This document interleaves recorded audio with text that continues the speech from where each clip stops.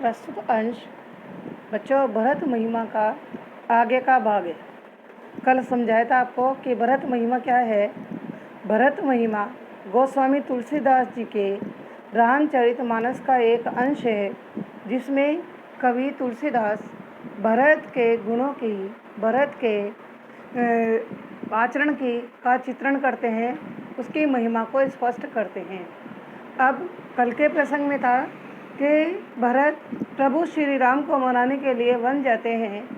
उनके साथ अयोध्या में रहने वाले निवासी भी भरत के साथ ही राम को मनाने के लिए वन की ओर प्रस्थान करते हैं।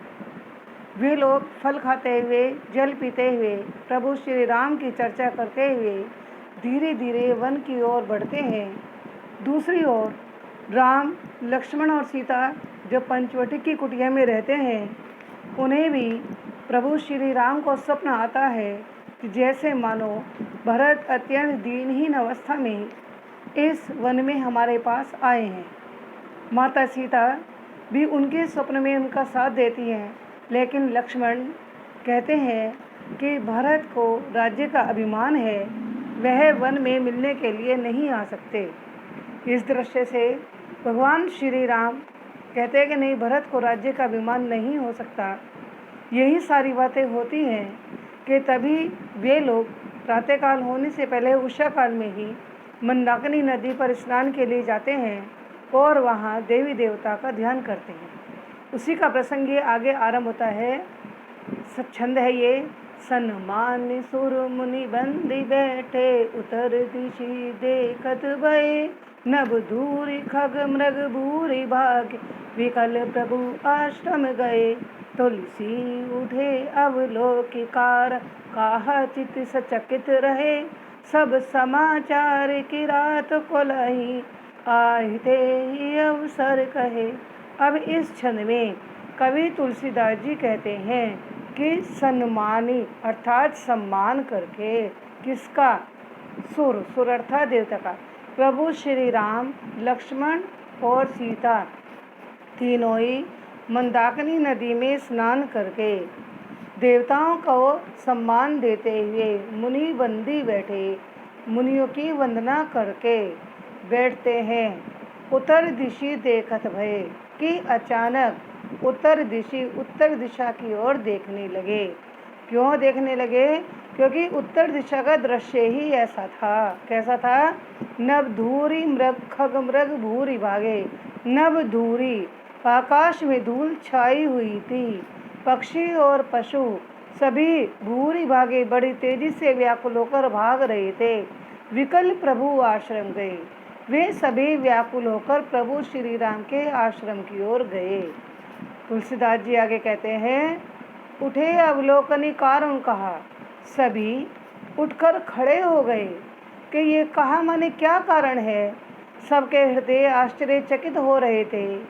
सब समाचार किलात कुलाई, दही अवसर उसी अवसर पर, अर्थात जब सभी व्याकुल होकर खड़े हो गए थे, उसी अवसर पर किरात माने भील, जो उसका नाम था भील का। कोल माने भील जाति का जो किरात यानी भील राज थे, वो जो प्रभु श्री राम के निषाद राज मित्र थे, वे सभी सारा समाचार भरत के आने का प्रभु श्री राम को सुनाते हैं।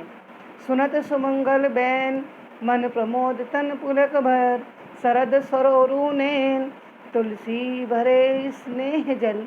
सुनत माने सुनकर, सुमंगल श्रेष्ठ कल्याणकारी, बैन माने वचन, श्रेष्ठ कल्याणकारी वचनों को सुनकर सभी का हृदय यानी मन प्रमोद माने आनंद से भर गया।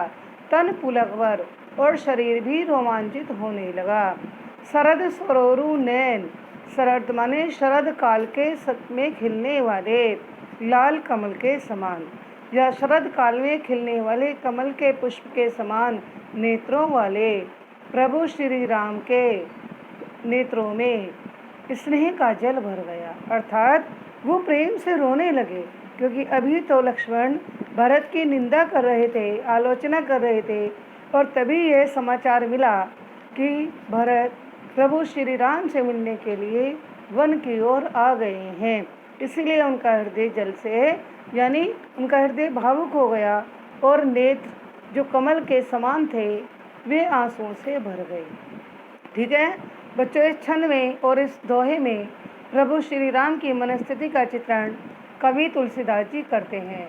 अब आगे देखते हैं हम। दोहा है, भरतई हो इन राज मधु विधि हरिहर पद पाई, कबहू की कांजी सीख रनी शीर सिंधु बिन साई।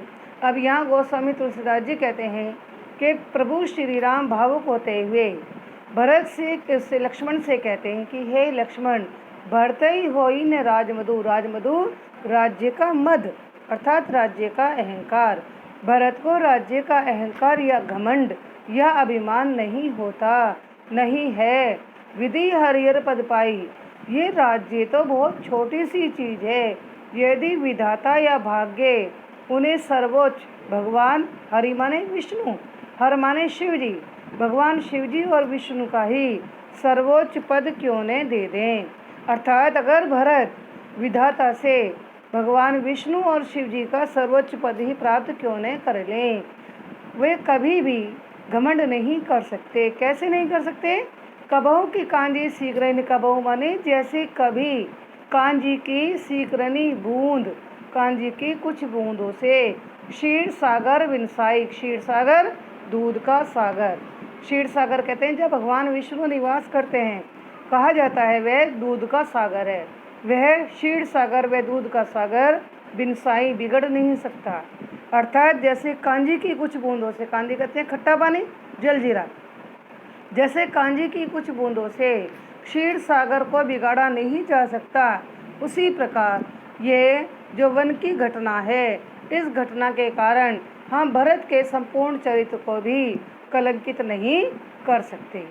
आगे देखो, आगे की चौपाइयों में भी प्रभु श्री राम भरत के गुणों का ही वर्णन कर रहे हैं। तिमिर तरु तरनी मकु गिलाए, गगन मगन मकु मेघी मिलाए, गोपद जल बूढ़ई गढ़ जोनी, सहज समा बरु छाड़े चोनी, मसक फूक मकु मेरु उड़ाए, हो नृप मधु भरतहि भाई, लखन तुम्हारे सपथ पितु आना, सुचि सुबंधु नहीं भरत समाना, जलु खिरु अवगनु जलु जाता, मिले ही रचे पर पंच विधाता, रविवंश भरत हंस रविवंश तड़ागा, जन्मे किन गुण दोष विभागा। अब देखो इन चौपाइयों में कवि तुलसीदास जी कहते हैं, क्या कहते हैं तुलसीदास जी, कि यदि गगनु तरुण, आकाश में निकलने वाला बाल सूर्य को यदि आकाश में रहने वाले बादल ही क्यों न निगल ले। गगनु मगनु मकु मेघी मिलाई, मेघई माने बादल, ठीक, आकाश में रहने वाले बादल ही उस बाल सूर्य को, उस प्रातःकाल उदय होने वाले सूर्य को क्यों न गला दें, अर्थात अपने अंदर समाहित कर लें। गोपद जल बूढ़ई गढ़जोनी, गोपद गाय के खुर से बनने वाले गड्ढे के जल में, घड़े से उत्पन्न होने वाले घटचोनी, ये ऋषि अगस्त्य को कहा जाता है, क्योंकि ये कहा जाता है ऋषि अगस्त्य के जीवन परिचय में कि उनका जन्म घड़े से, घट से हुआ था। तो घड़े से उत्पन्न होने वाले ऋषि अगस्त्य को भले ही गाय के खुर से बने वाले गड्ढे के जल में ही क्यों न डूब जाए। यहाँ विरोधाभास अलंकार है, क्योंकि जो ऋषि अगस्त्य संपूर्ण समुद्र को पी सकते हैं, संपूर्ण समुद्र को सुखा सकते हैं, वे गाय के खुर से बने हुए गड्ढे में कैसे डूब सकते हैं।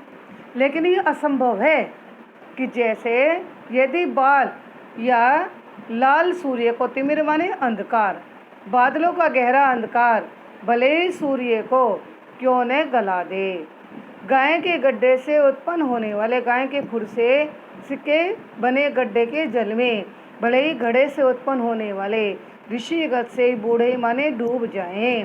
सहज समा बरु छाड़े छोनी, बरु माने अन्यथा, छोनी माने धरती, यह धरती अपनी सहज क्षमा के गुण को क्यों न छोड़ दे।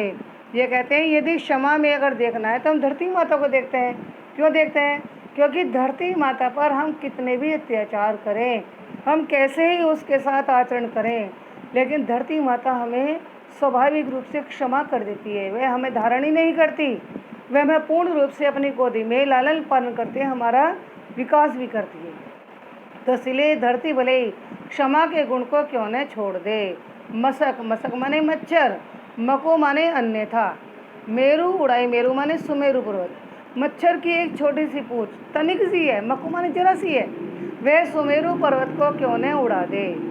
होई ने नृप मधु भरते ही भाई, ये असंभव घटनाएं जितनी भी हो जाएं, लेकिन भरत को राज्य का अहंकार नहीं हो सकता। यहाँ बच्चों दृष्टांत दिए हैं। कौन कौन से दृष्टांत दिए भरत के अहंकार के लिए?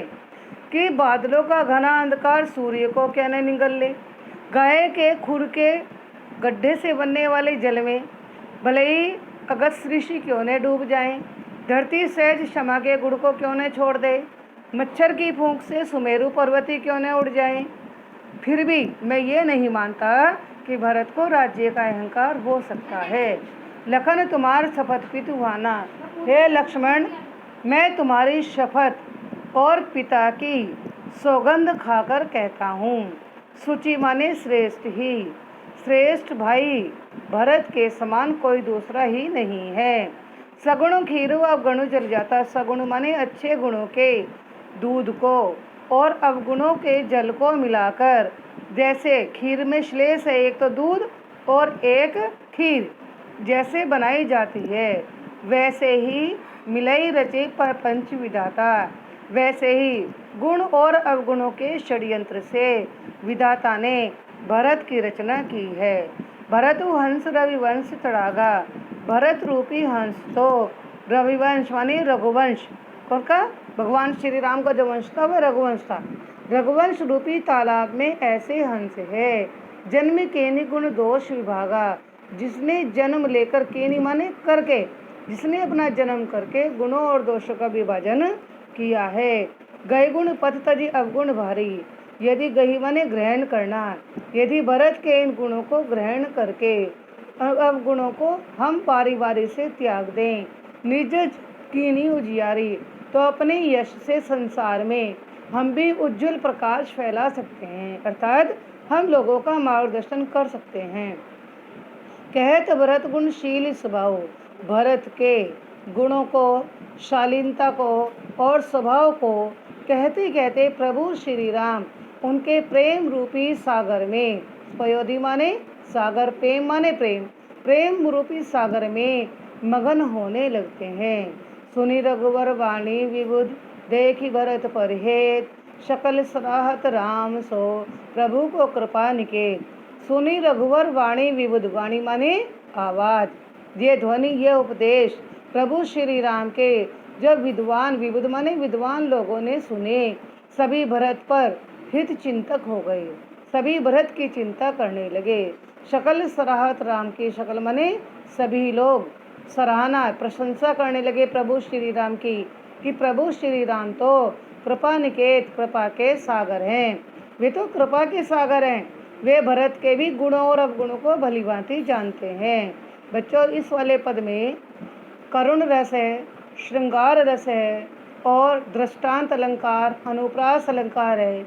यह प्रसंग आपकी परीक्षा की दृष्टि से वेरी वेरी वेरी इम्पोर्टेंट है, इसे अवश्य तैयार करना।